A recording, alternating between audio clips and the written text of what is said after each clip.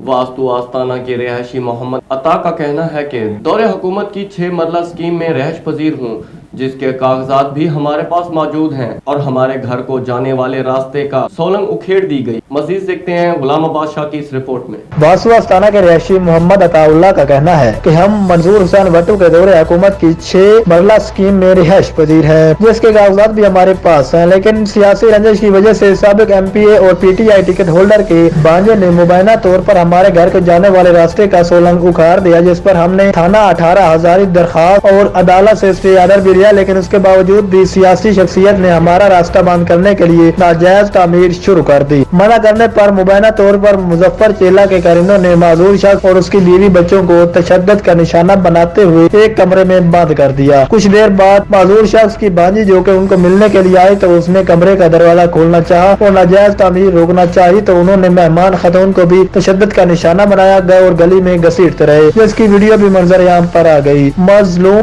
खानदान ने मीडिया को बताया कि हम गरीब लोग हैं, वोट न देने की वजह से ही हमें तंग कर रहे हैं और पुलिस भी उनके खिलाफ कोई कार्रवाई नहीं कर रही। उन्होंने आला हुकाम से कानूनी कार्रवाई का मुतालबा किया है। सैयद गुलाम बादशाह, राज न्यूज़, जंग।